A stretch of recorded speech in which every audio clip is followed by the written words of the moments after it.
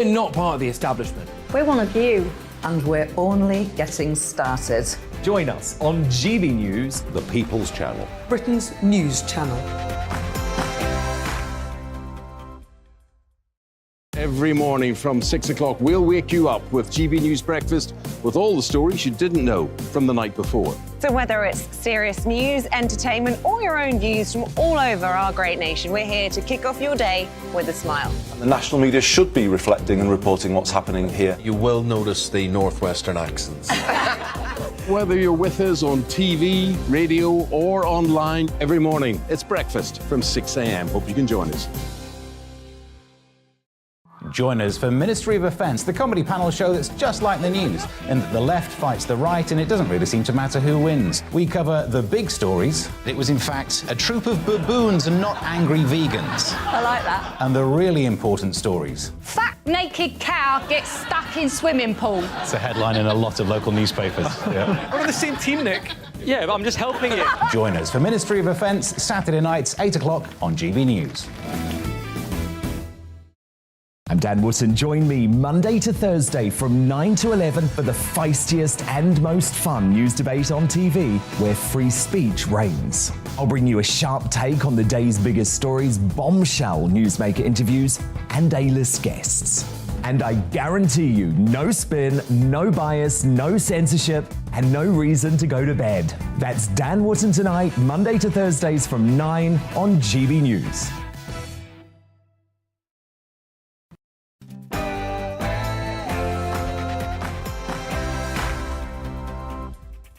Hello and welcome to The Briefing, your afternoon fix of all the latest political news, debate and analysis. I'm Arlene Foster, and today I'm joined in the studio by Conservative author and commentator Joanne Nadler.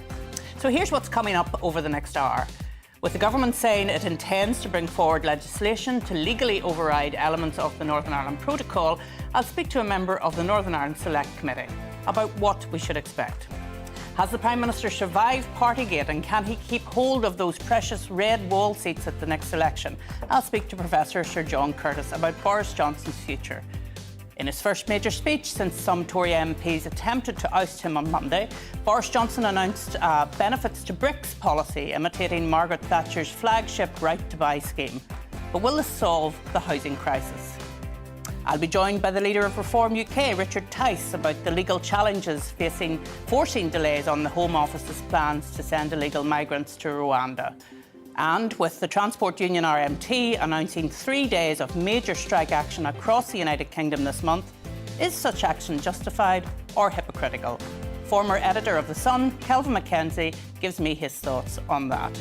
So, give me your political briefing. Send in your views and opinions by emailing gbviews@gbnews.uk or tweet me at gbnews. But first, here's the news with Rihanna.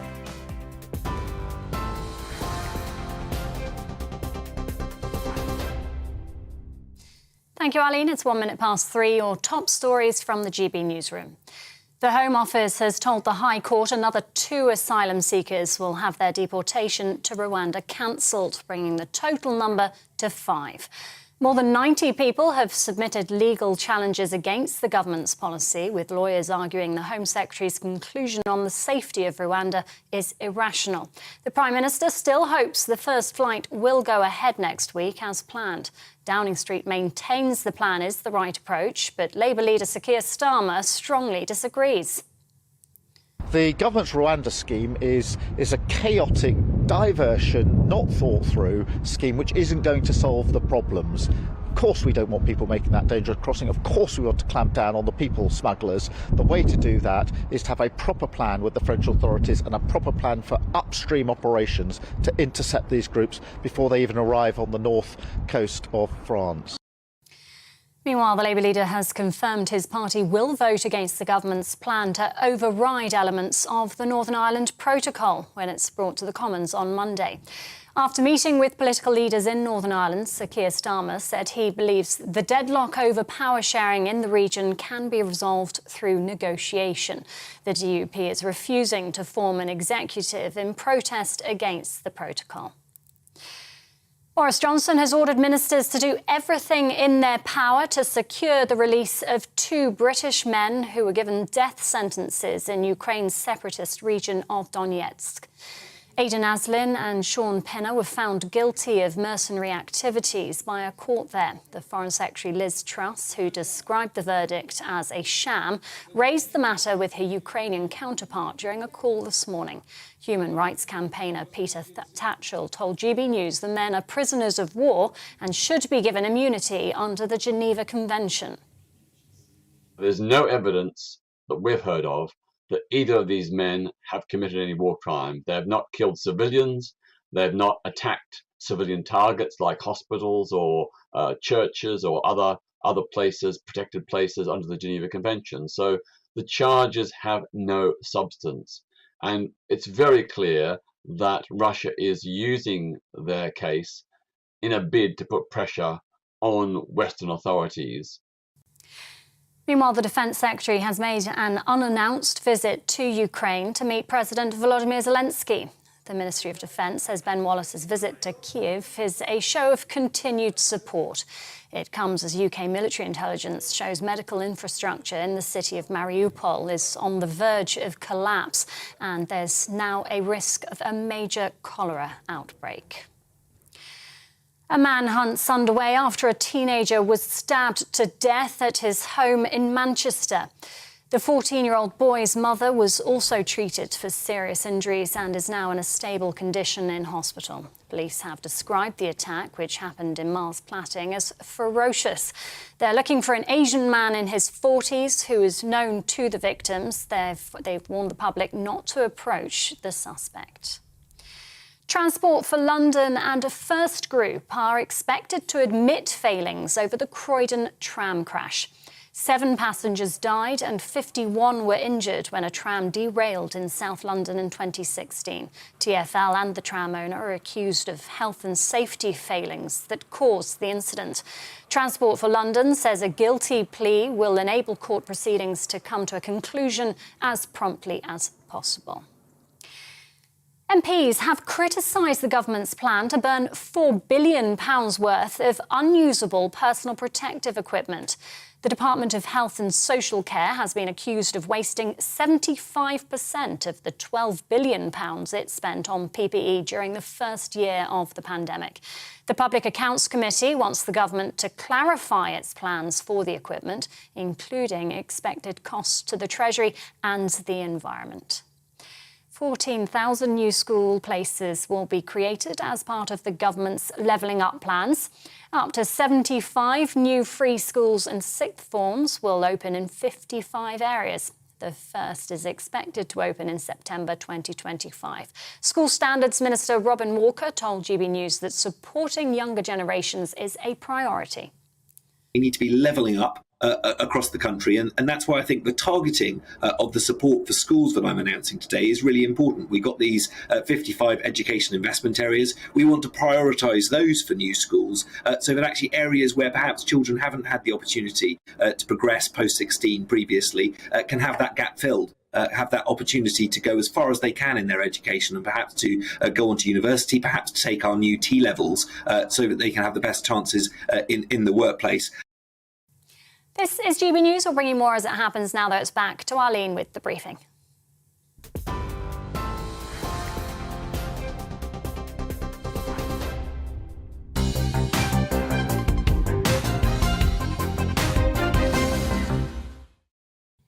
Welcome back to the briefing. So the dispute over the Northern Ireland Protocol has rumbled on this week, with the government pledging to publish draft legislation on Monday to override parts of the Northern Ireland Protocol. Disagreements between the government and Eurosceptic voices over the plans, whether they're tough enough, have continued for weeks, with critics of the new proposal suggesting it may in fact be illegal under international law.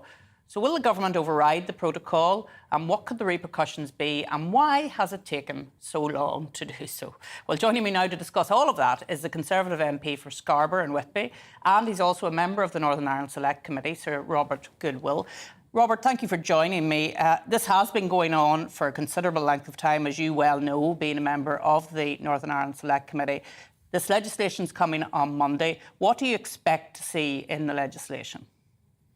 Well, it will be interesting to see what they come forward with. But I mean, the reason they're having to do this is because we've really seen an overzealous implementation of the protocol. For example, 20% of all the checks carried out on products coming into the EU are actually goods going across the Irish Sea to Ulster from UK, and that is disproportionate. And indeed, when I was in Brussels last month and had a meeting which was attended by Commissioner Šefčovič, I said, what is the risk?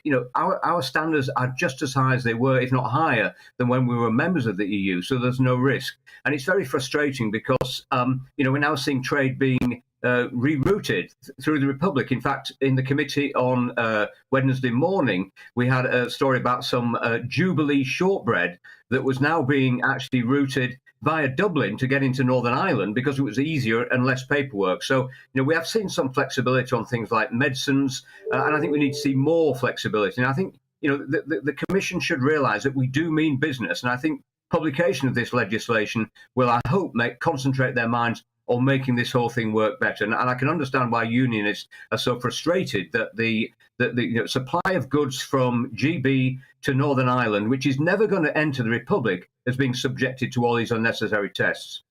And Robert, what I've tried to explain to people is the fact that the internal market of the United Kingdom is very much, the supply chain is very integrated. So actually, this has really stopped goods coming across. Many suppliers in GB have decided, because it's costly, because it takes so much bureaucracy, that they're not going to supply Northern Ireland anymore. And that actually is fracturing the internal market of the United Kingdom. So do you think this legislation will have the priority given to the internal market of the UK? I absolutely hope so. I mean, there's a thing called groupage. If you've got a lorry load of stuff which has various consignments for various locations, many haulage companies are very reluctant to take these groupage loads because if just one pallet or even one item on that load doesn't meet the right documentation, they could find out the whole load is being stopped. So it's fine if you've got a lorry load of material all the same, but it really is making life very difficult. And a number of GB suppliers have just stopped supplying the Northern Ireland market because it's too hard, there's too much bureaucracy, and that is not what we wish to see within, the United Kingdom is Great Britain and Northern Ireland, and ever should it be so. And that is very frustrating when we're seeing this diversion of trade either not going at all or having to be diverted by Dublin or Holyhead into Northern Ireland. And I mean, of course, you mentioned risk when you were talking earlier, and the risk could have been dealt with because there's minimal risk. The protocol was put there to protect the European single market and allegedly also to protect the Belfast Agreement. It hasn't done the latter of those, of course, but it has protected the European single market to the nth degree. And, it is not needed. And the proportionality argument has always been a European legal construct, but it has been thrown out of the window when it comes to the protocol, hasn't it, Robert? You're absolutely right. I mean, to be fair, the protocol works in one main element in that you can trade between Northern Ireland and the Republic is now very easy, although it would have been impossible to try and stop that trade given all the border crossings. But, it has made trade more difficult across the Irish Sea, and that's something we need to address. And indeed, the point I made to Commissioner Šefčovič when we were there was, what is the risk? Give me a list of goods that you've intercepted with those checks, and he couldn't. Now, in the future, we may see diversions. For example, we're looking at gene editing as a way of producing healthier crops that don't need as many pesticides, and that might, in the future, provoke an issue. But at the moment, there are no issues at all. British food, British goods, British sausages are every bit as safe as they were when we were in the European Union, and it's important we can get them across for those wonderful Ulster fries that we all enjoy when we're there. And just finally, Robert, you may have heard the Labour leader, he was speaking in Belfast today, and he said that we needed to move away from this legislation and instead have negotiation. But as you and I both know, the European Union has said that they're not changing their mandate. So how can you negotiate with people who aren't changing their mandate to negotiate?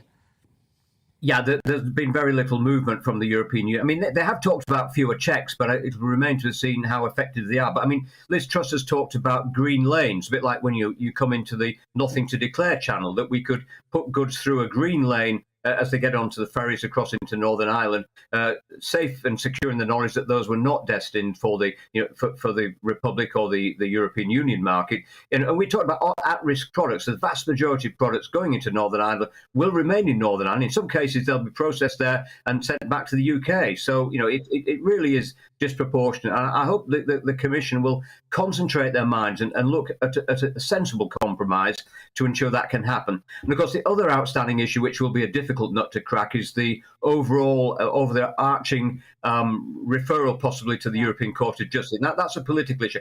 I don't lose a lot of sleep over that, to be honest, but I know there are very many people in my party and certainly in the DUP who would worry that the European Court of Justice would have be rather than having a separate arbitration court, which you normally have in trade matters, it would be the European Court of Justice. And I mean, that could provoke problems at the moment, but I don't think in the immediate time that should be a block to moving forward. Well, Robert, thanks for joining us, and we look forward to seeing the legislation when it's published on Monday. It seems to have been a long time in coming, but it'll be good to see it on Monday. Thanks, Robert. Thank you, Arlene. And I was so pleased when you got your damehood, by the way. What great news. Thank you. Thank you very much, Robert. So then, the Prime Minister has faced a major strain on his premiership this week after narrowly winning a confidence vote triggered by dissatisfied Conservative MPs, following months of scandal over Partygate, receiving fines from the police and seemingly failing to stem the escalating cost of living crisis. The Prime Minister's stake in opinion polling has taken a hit. Boris Johnson has long been hailed as the Tories' biggest asset that won the famous Red Wall. But following recent events, could he end up bringing their downfall? Well, I'm delighted to say that I'm joined now by Professor of Politics at the University of Strathclyde and polling expert extraordinaire, Sir John Curtis. Thank you so much for coming on the programme. It has been a topsy-turvy time. Has the PM survived Partygate, and what are his chances of keeping that red wall, John? Well, he survived Partygate so far, but of course it's not over. Not least, the Committee on Standards and Privileges is now investigating the statements that the Prime Minister made in the House of Commons on a number of occasions about Partygate, including suggesting initially that there weren't any parties and that he'd been assured that all the regulations had been adhered to, both statements of which are now open to doubt. We're also being told that that committee, unlike the Metropolitan Police and the Sue Gray report, will also investigate what's become known as the ABBA party that was held in the wake of Dominic Cummings' exit from the government. So there are potential tripwires on that.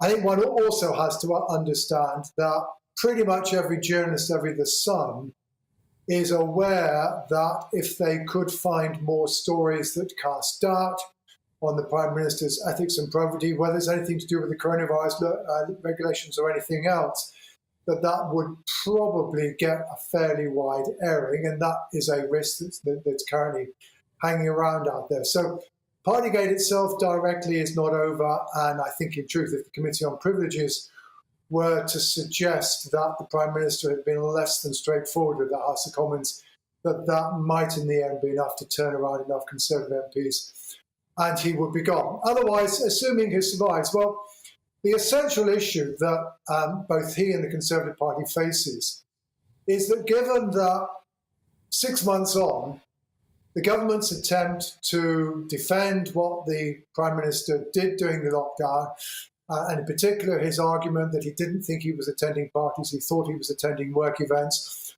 and that he thought his attendance at them was a reasonable exercise of leadership, that if people were leaving, then he should be turning up to say thanks very much and bye-bye. The problem that he faces is that basically, repeated polling, 75% of people think that he wasn't telling the truth about Partygate, about 75% of people think that he's misled the House of Commons, and about 2/3 think that he deliberately, intentionally unknowingly broke the lockdown regulations. So against that backdrop, the $64,000 question is, when it comes to other issues, including not least the cost of living crisis, but also Brexit, including the Northern Ireland Protocol, and the other very difficult issues that the government is facing, will a public where such large proportions have come to the conclusion they don't believe the government and they've not been turned around in 6 months, is whether or not they will say, well, frankly, you told me a load of porkies over Partygate, so I don't believe your claims about Brexit or about the cost of living or about levelling up or anything else. Or, and maybe this is what will happen, eventually Partygate will recede from the memory. Maybe people will indeed go back to what I think has long been a perception of Boris Johnson, is that, well, okay, maybe he doesn't have that close a relationship with the truth, but, at the end of the day, he gets things done. Whether that perception reinstates itself and he is able to improve his party's position and his own personal position. But there is no doubt, persuading the public now that what the Prime Minister says is something that you should believe. That's the fundamental challenge that he now faces. Yeah. And John, just before I let you go, Sir Keir Starmer, of course, the polls are showing him ahead. But at the moment, if I'm reading them correctly, it's a hung Parliament situation. What more does he have to do to get ahead and not have a hung Parliament? Well, that's a very, very difficult tall order because, of course, he's got to try and bring to achieve two very contradictory things at once. One, yes, he needs to deliver the so-called Red Wall constituencies, though in truth, most of those are highly marginal, and at the moment, probably all of them would be gained. But the much more difficult task is regaining ground in Scotland. And there is no evidence so far of the Labour Party doing anything to eliminate the SNP dominance north of the border. And in the absence of that, the level of support the Labour Party has to achieve in England and in Wales is so high, and it's certainly much higher than they're achieving at the moment. They're only running at 39% in the opinion polls. That doesn't seem very likely. So the truth is, being the largest party in a hung parliament is pretty much the best that Sir Keir Starmer can hope for. And he then faces the question, with whom does he do a deal? Liberal Democrats or the SNP? Both of which will present him with some pretty fundamental choices. If it's Liberal Democrats, it's some kind of proportional representation for the House of Commons. If it's the SNP, it's some kind of referendum on Scotland's constitutional future. But at the end of the day, history suggests that when people get faced with a choice between becoming Prime Minister and losing their position as leader of their party, they tend to make the former choice. Indeed. Sir John, thanks for joining us and giving us your expert views on that. I'm going to come to you now, Joanne. It's been another week in Westminster. Indeed. What did you make of Monday night's vote? Well, I thought it reflected pretty much what I expected. No, okay. I did think it would be very bad for the Prime Minister. I thought it might even be slightly worse than it was. And I think that it's an incredibly difficult challenge for him now to reinstate any kind of authority. I think that he has lost the trust of many of the public, but more tellingly, in terms of how he delivers on his agenda, is that he seems to have lost the support of many of his own backbenchers. And I think the really interesting thing about the vote was that clearly the majority of people who voted for him were those that are effectively on the government pay list. Yeah. And you had a majority, therefore, of MPs who are not in the government who voted against him. And that's a pretty dangerous situation for him. Yeah. And obviously we've had this announcement in Blackpool about new housing policy. Do you think that's going to have much of an impact, or what else does he need to do? Well, I mean, on the housing policy announcement, first of all, there's some interesting ideas in there. I mean, they feel a little bit marginal. They feel potentially a little bit gimmicky. Yeah. And some of them we have heard before. Now, I know that the housing minister is claiming that it was the advent of the COVID pandemic that has stopped the government from moving on these ideas before. But they're not without problems. I mean, you can't offer to make available properties that are managed and owned by housing associations without getting their buy-in to this plan, first of all. Quite a lot of the plans seem to be based on mortgage provision. And again, you need to bring the mortgage industry with you on that, but there's no evidence that they had been consulted prior to these plans being what one might suggest were sort of cooked up in response to the the political problems of the Prime Minister. So absolutely, I mean, let's promote a greater home ownership, but I mean, it has to be done in a thorough way. Yeah, I agree, and we'll discuss it later on with someone around the proposals. But finally, the Northern Ireland Protocol legislation, eventually, it looks as if we're going to get it this Monday. Yeah. Obviously, this has been a long time in the coming, Joanne. Yeah, absolutely. And I mean, I was very struck listening to Sir Robert that, you know, the government has, to its credit, I think, worked quite hard on this and come up with lots of straightforwardly practical solutions. And it does, I think, once you start to really look closely at this, it does seem to be complete intransigence and politically driven decision on behalf of the EU. But in saying that, the government has to be determined to see this through. So if it's going to bring in this legislation, if it's going to argue that it's in order to see the EU off on this, it's got to be prepared to go through with it. Yeah, I agree, absolutely. We'll come back to some of those stories later on. But coming up next, we're going to be discussing the PM's bid to fix housing shortages in the UK. But first of all, let's have a short break.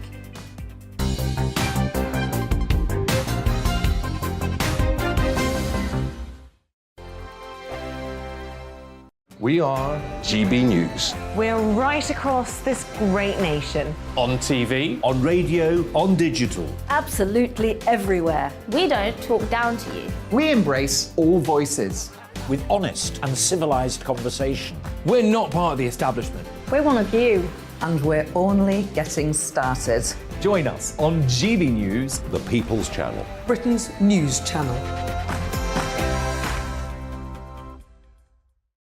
Every morning from 6 o'clock, we'll wake you up with GB News Breakfast with all the stories you didn't know from the night before. So whether it's serious news, entertainment, or your own views from all over our great nation, we're here to kick off your day with a smile. The national media should be reflecting and reporting what's happening here. You will notice the northwestern accents. Whether you're with us on TV, radio, or online, every morning, it's breakfast from 6 a.m. Hope you can join us. Join us for Ministry of Offence, the comedy panel show that's just like the news, in that the left fights the right and it doesn't really seem to matter who wins. We cover the big stories. It was in fact a troop of baboons and not angry vegans. I like that. And the really important stories. Fat naked cow gets stuck in swimming pool. It's a headline in a lot of local newspapers. Yeah. We're on the same team, Nick. Yeah, but I'm just helping you. Join us for Ministry of Offence, Saturday nights, 8 o'clock on GB News. I'm Dan Wootton. Join me Monday to Thursday from 9 to 11 for the feistiest and most fun news debate on TV, where free speech reigns. I'll bring you a sharp take on the day's biggest stories, bombshell newsmaker interviews, and A-list guests. And I guarantee you, no spin, no bias, no censorship, and no reason to go to bed. That's Dan Wootton tonight, Monday to Thursdays from 9 on GB News. Hello, I'm Michelle Dewberry and you can join me every weekday 6 till 7 on Jubes and Kerr. Me and my panel will get stuck right into the day's events, and I can tell you, in fact, I can warn you, expect some robust debates, some strong opinions and perspectives from both sides of the fence. It's about you at home as well. I love to read out all of your comments, or at least as many as I can. So join me, Michelle Dewberry, Monday to Friday, 6 till 7 on Jubes and Kerr. Hello, I'm Patrick Christie's. And I'm Mercy Moroki. Make sure that you join us Monday to Thursday, 10 a.m. until midday, right here on GB News for To The Point. We're not afraid to talk about the topics that matter to you, or the big topics that always matter. We cover absolutely everything, from the breaking political stories of the day to law and order, what's going on in the channel. We're not afraid to hold people to account. We always make sure we include your views on our show. Indeed, if you're thinking it, you can guarantee that we're saying it. So make sure you join the conversation with us, 10 a.m. until midday, Monday to Thursday, for To The Point on GB News.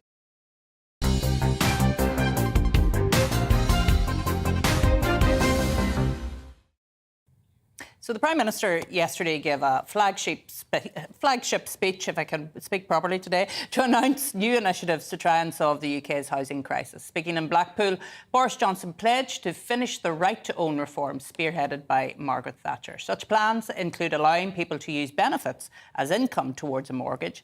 But despite assurances that each council household will be replaced, critics have said that the policy is a short-term solution to a crisis driven primarily by lack of supply, and that the new plans do little to address that. So how effective is the new policy, and how can the housing crisis be solved in the long term? Well, to discuss the Prime Minister's announcement in depth is the Director of Priced Out UK, Freddie Poser. Freddie, thank you for joining me this afternoon. What did you make of the announcement yesterday? Was there enough detail in it for you? No, there wasn't that much detail from the Prime Minister, and we've seen a lot of these plans before. They've been bouncing around Whitehall. You know, the ideas, there was a trial of this the Housing Association Right to Buy scheme as well. So none of this is particularly new. But as you mentioned, I think the real shame here is that the Prime Minister didn't use this opportunity to really set out a bold plan to tackle the supply shortage that's really at the heart of our affordability crisis here. And your organisation was the organisation, if I'm correct, that came up with the figure of 300,000 homes, isn't that right, per year, that there was a need to build that amount of houses every year? We certainly campaign that we need at least 300,000 homes, but we've known about that since a House of Lords report, actually back in 2004, came up with that figure first. But, you know, I think that it's 300,000 homes a year at least, and we haven't hit that target for 2 decades at least now. And we need to really get building homes. People need a safe, high quality and affordable place to live in this country. And for our listeners and viewers, Freddie, what's actually stopping house building? Why are we not seeing houses being built in the numbers that we need for our population? It's a complicated question, but a lot of it's down to the planning system, which really gives a lot of power to homeowners and residents who already live in an area, and it gives them a lot of opportunity to block new development. It also means that we see the wrong sort of development often. We see that development has moved out of cities where there's less potentially opposition from, you know, some people call them NIMBY groups, but, you know, residents. And frankly, we need to build across the country. We can't just be building in certain areas. We need to look at, can we build near transport in the Greenbelt, for example? Can we densify existing cities and suburbs? We need to take a holistic view of the UK housing shortage, but that will require some loosening of the planning regulation.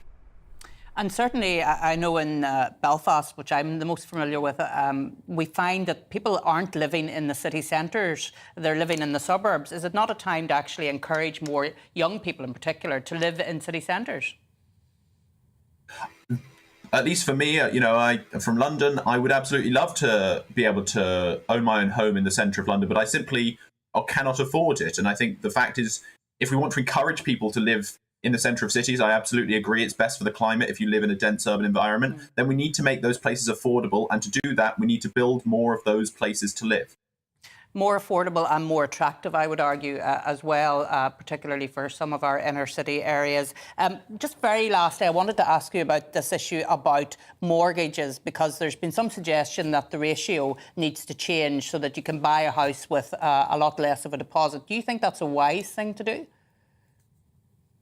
I'd like to see more research done on the exact impacts of that. But I think, again, this is that's talking about the demand side, and that's sort of shuffling deck chairs on the Titanic to an extent. We need to build the houses, because all we're talking about here is actually the allocation of a far too scarce resource. We need to make that resource less scarce. I take that point. Thanks. Thank you for joining me, Freddie. It's been really good. And I want to ask Joanne about that issue, about mortgage ratios, because I was a conveyancing solicitor back in the late 1990s and early 2000s. And I remember you could buy a house then with 5% of a deposit. Yes. But we all know what happened then later on, don't we? Well, indeed. And not only 95%, in some cases that you didn't really need a deposit at all. People were lending more than the value of the house. That's correct, absolutely. And as you say, we absolutely know where that ended up, and hence the contraction in the mortgage market that we've seen ever since. Now, I think there probably is some grounds for looking at loosening that, but it does have to be done very carefully. And my criticism earlier of the way in which this has been mentioned this week is it doesn't seem to have been done in conjunction with the mortgage market. Yeah. Well, I mean, I think there is a need. I'm a big believer in right to buy. I think it's a good thing to own your own home, but it needs to be thought through, does it not, Joanne, so that we can make sure that, I mean, I think the idea of people on benefits, using their benefits to pay their mortgage, is a bit strange for a lot of us to take in. Well, I think there's something quite attractive about it, because it does pick up exactly on that Thatcherite right to buy, which, of course, started with social housing. Yeah. But it does create its own disparities within the buying sector, as it were, because some people will be directly affected and directly helped by the government to purchase, and other people who are on not dissimilar incomes won't be, which could create some frustrations. Yeah, in other words, using people's tax to pay for exactly. other people's houses, indeed. Anyway, later on in the briefing, I'm going to be joined by the leader of Reform UK, Richard Tice, and he's going to discuss left-wing activists blocking the Rwanda migrant plan. But first of all, here's Rhiannon with your news headlines.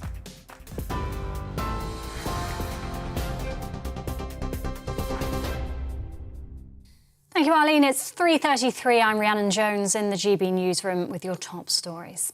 The Home Office has told the High Court another 2 asylum seekers will have their deportation to Rwanda cancelled, bringing the total number to 5. More than 90 people have submitted legal challenges against the government's policy, with lawyers arguing the Home Secretary's conclusion on the safety of Rwanda is irrational. The Prime Minister still hopes the first flight will go ahead next week as planned. The Labour leader has confirmed his party will vote against the government's plan to override elements of the Northern Ireland Protocol when it's brought to the Commons on Monday. After meeting with political leaders in Northern Ireland, Sir Keir Starmer said he believes the deadlock over power sharing in the region can be resolved through negotiation. Sir Keir says new legislation is the wrong approach. Boris Johnson has ordered ministers to do everything in their power to secure the release of 2 British men who were given death sentences in Ukraine's separatist region of Donetsk. Aidan Aslin and Sean Pinner were found guilty of mercenary activities. The Foreign Secretary Liz Truss raised the matter with her Ukrainian counterpart during a call this morning. She's described the verdict as a sham with no legitimacy.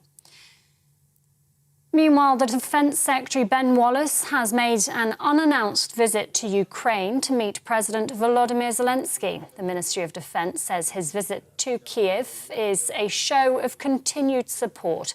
It comes as UK intelligence shows medical infrastructure in the city of Mariupol is on the verge of collapse, and there's now a risk of a major cholera outbreak. And a manhunt's underway after a 14-year-old boy was stabbed to death at his home in Manchester. His mother was also treated for serious injuries and is now in a stable condition in hospital. Police are looking for an Asian man in his 40s who is known to the victims. They've warned the public not to approach the suspect. TV online and DAB+ radio, this is GB News.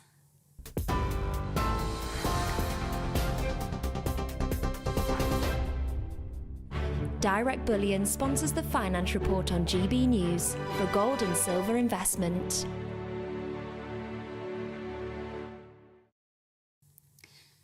Here's a quick snapshot of today's markets. The pound is 1.235 to the dollar. The pound is 1.174 to the euro. And the price of gold currently stands at £1,481.80 per ounce. Direct Bullion sponsors the Finance Report on GB News for gold and silver investment. We are GB News. We're right across this great nation. On TV, on radio, on digital. Absolutely everywhere. We don't talk down to you. We embrace all voices. With honest and civilised conversation. We're not part of the establishment. We're one of you. And we're only getting started. Join us on GB News, the People's Channel, Britain's news channel. Every morning from 6 o'clock, we'll wake you up with GB News Breakfast with all the stories you didn't know from the night before. So whether it's serious news, entertainment, or your own views from all over our great nation, we're here to kick off your day with a smile. The national media should be reflecting and reporting what's happening here. You will notice the northwestern accents. Whether you're with us on TV, radio, or online, every morning, it's breakfast from 6 a.m. Hope you can join us. Join us for Ministry of Offence, the comedy panel show that's just like the news, in that the left fights the right and it doesn't really seem to matter who wins. We cover the big stories. It was in fact a troop of baboons and not angry vegans. I like that. And the really important stories. Fat naked cow gets stuck in swimming pool. It's a headline in a lot of local newspapers. Yeah. We're on the same team, Nick. Yeah, but I'm just helping you. Join us for Ministry of Offence, Saturday nights, 8 o'clock on GB News. I'm Dan Wootton. Join me Monday to Thursday from 9 to 11 for the feistiest and most fun news debate on TV, where free speech reigns. I'll bring you a sharp take on the day's biggest stories, bombshell newsmaker interviews, and A-list guests. And I guarantee you, no spin, no bias, no censorship, and no reason to go to bed. That's Dan Wootton Tonight, Monday to Thursdays from 9 on GB News.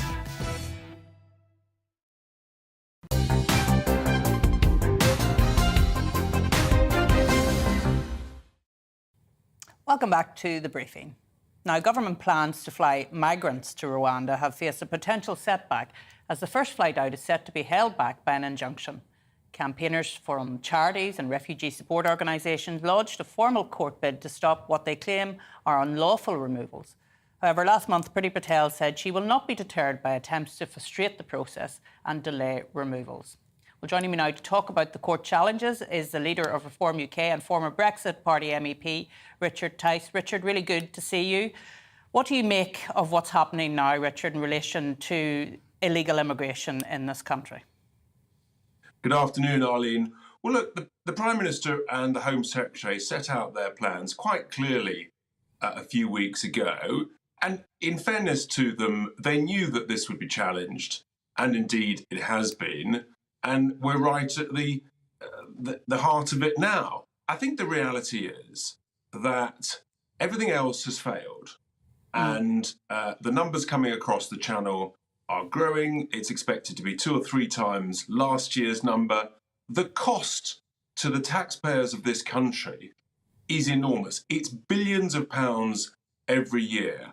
And firstly, Arlene, I think it's important to remind ourselves, we've always been a very welcoming nation, and we are more than doing our bit at the moment. We're welcoming people who've suffered from unfair Chinese behaviour in Hong Kong by welcoming tens of thousands of people from Hong Kong, from Afghanistan, from Ukraine, quite rightly and properly. And I think we're showing a strong example in that. But this illegal immigration, when there are safe routes, such as the ones I've just mentioned, it has to be stopped. And I believe that is the will of the majority of the British people. And that's what the government's trying to do. And I hope that after these various court cases, that this is where we get to. And people talk about let's be kind and compassionate. The kind, safe and compassionate thing to do, I believe, is for people to be processed in the safe country of France that many of us go to holiday and enjoy. That way, you avoid giving money to the vile people smugglers. You avoid the horrific dangers of coming across the channel on a small boat. You avoid the huge cost to the British taxpayer. And I think that is actually a kinder, more compassionate thing to do. But I suspect that this will run and run.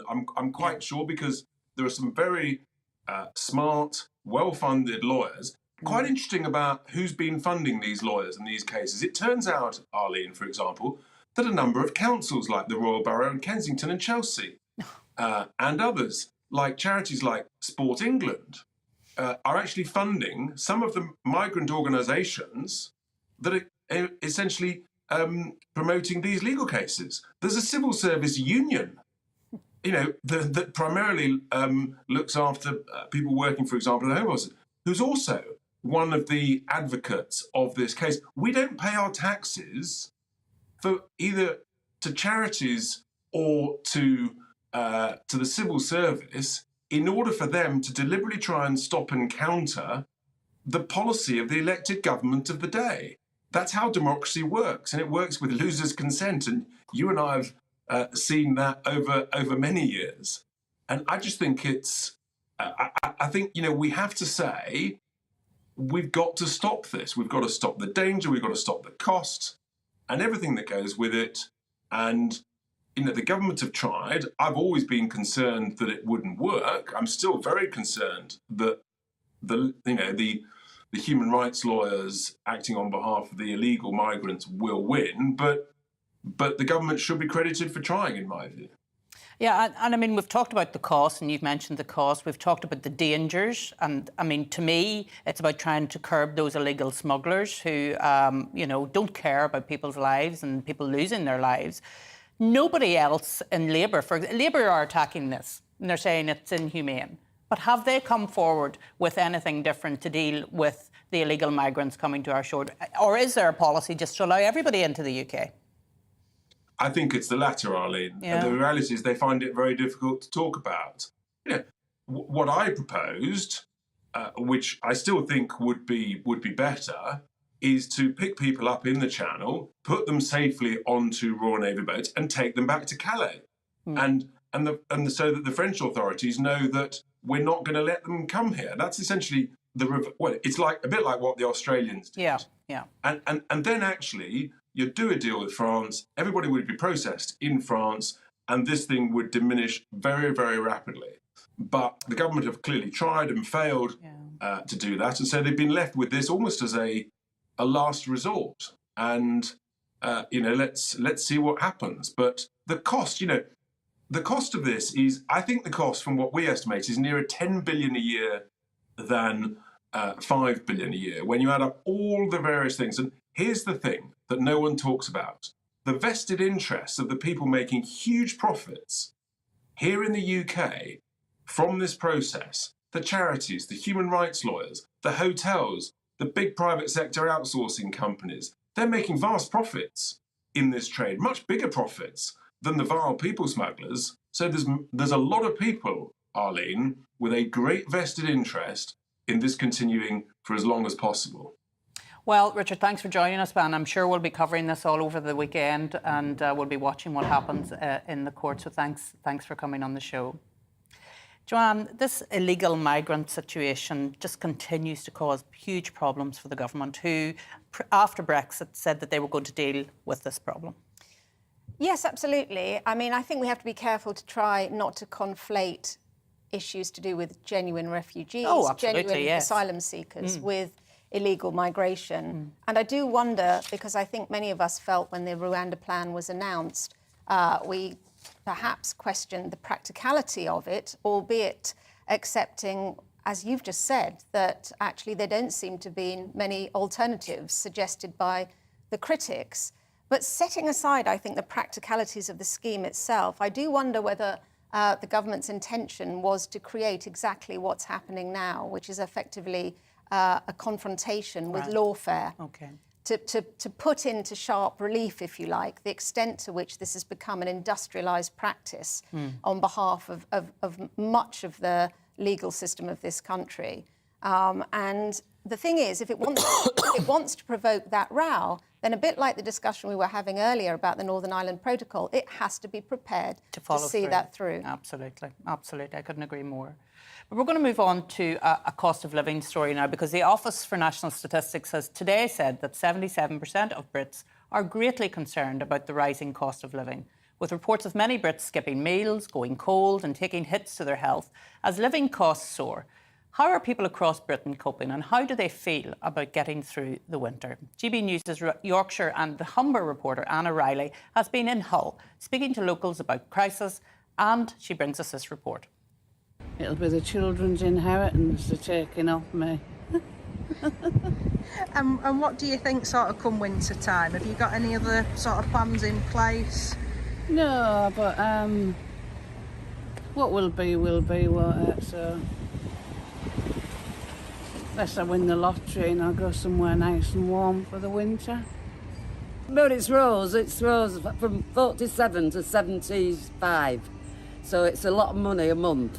Up to now I'm managing, but you've got to be careful because it's gone up, hasn't it? How will you cope come winter time when it gets colder and bills go up more? Put another fleece on. Electric and gas bills have doubled. They've gone up from 70 to 150. And how are you coping?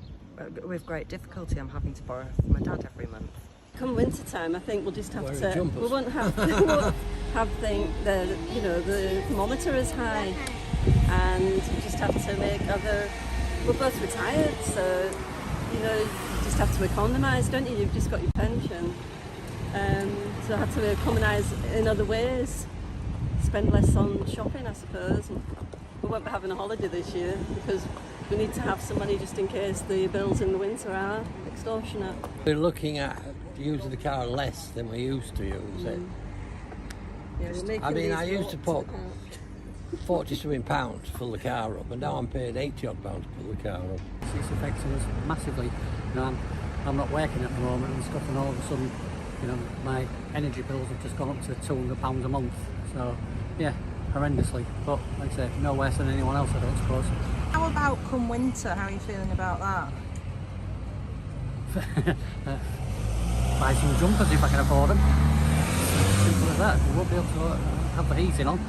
You know, so, yeah, not brilliant. So a lot of people worried there about the upcoming winter crisis. But another crisis is coming towards it. The Transport Trade Union, RMT, has announced 3 days of mass strike action later this month, which will see around 50,000 staff up and down the UK walking out and leaving thousands of Brits in travel chaos. RMT bosses say the strikes, the largest of their nature since 1989, are over pay and conditions. However, Downing Street has branded the strikes selfish and warned the actions will have a detrimental impact on Brits already facing hard times with the cost of living crisis. So, are the strikes justified? Or is the conduct of the union simply going to cause further harm to people already struggling? Well, to discuss this is the former editor of The Sun, Kelvin McKenzie. Delighted, Kelvin, that you can join us. Hi there. I mean, is this the RMT basically taking advantage of a government who they perceive as being weak? Well, I don't know whether whether being weak or being strong as the government makes any difference to these thugs. Frankly, what they're doing is they're simply taking ordinary people who have to commute to work or want to go to I don't know. Want to go on holiday, or they want to travel to see their family. They're taking advantage of them and simply saying, we are going to stop you doing this so that you put pressure on the government to actually pay us money to which we're not entitled to. The reality is that the transport system is massively important to our country, but 20-odd%, 25%, depending on which number you believe, are actually not going to work as regularly as they were.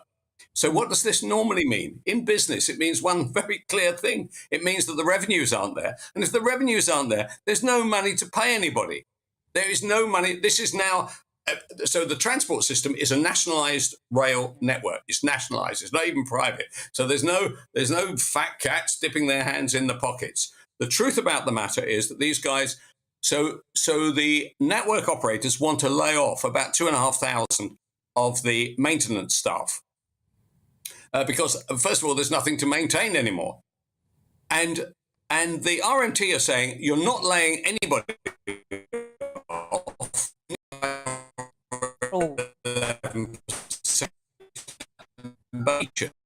And the police force.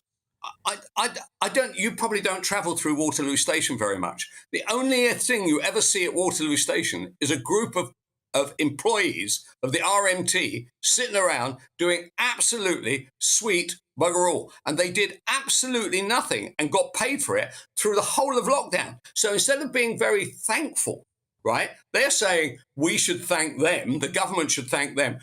They should thank us for paying them in full while nobody was travelling on the trains. Why? The trains weren't running.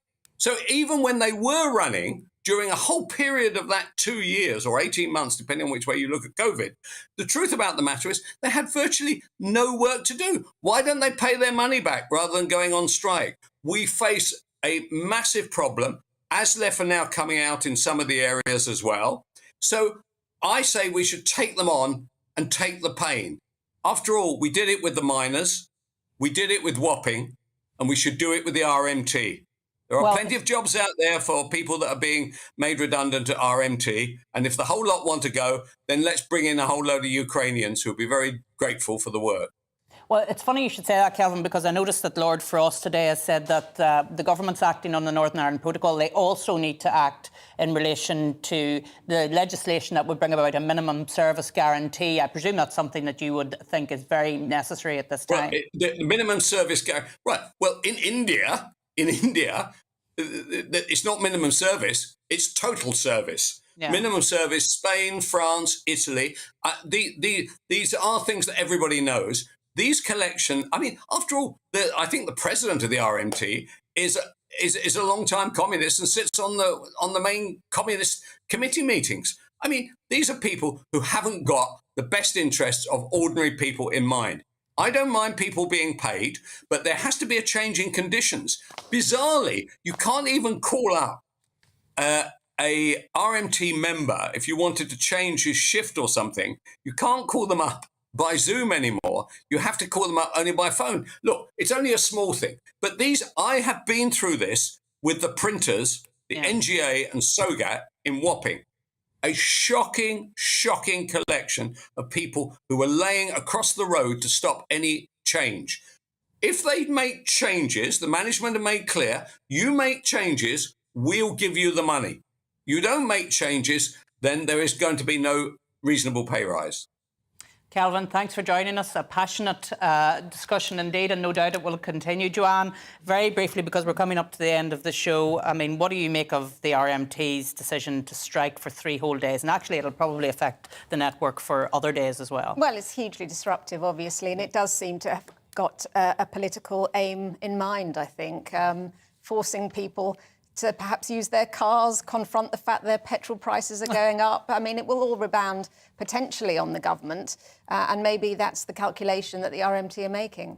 And, I mean, there's been some coverage of Mick Lynch. He's the RMT General Secretary, as far as I understand it, and he is in receipt of, I think it's £124,000 of a salary. He lives in a large house, but yet he's quite prepared to bring all of these people out on strike. And, of course, they won't get paid when they're on strike. And yes, meanwhile, ordinary people can't get to their work. Well, quite very few of the people who need to use the services of the RMT will be on anything like that kind of a salary. Yeah, absolutely.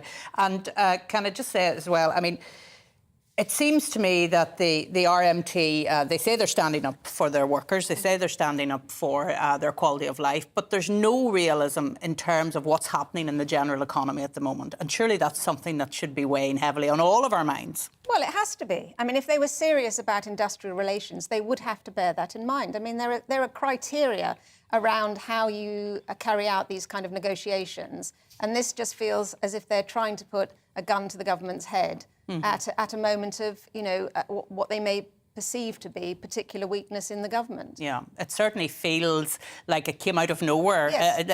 And, you know, strike should always be the last step that is taken. But it seems to be very much up in front. It's a very inflammatory decision. That's how it seems to be.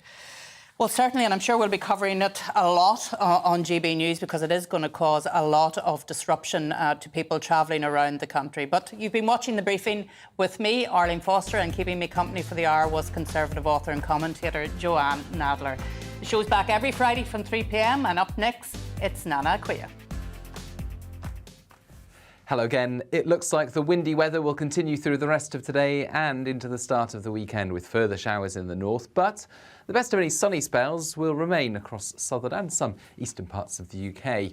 That's because low pressure driving our weather at the moment is towards the northwest, and the tightest isobars are affecting the far northwest of Scotland. That's where the strongest winds will remain. Risk of coastal gales for the Outer Hebrides, for some exposed parts of the rest of the Western Isles, as well as the West Highlands. Frequent showers continuing here overnight with some longer spells of rain for the northwest of Scotland, as well as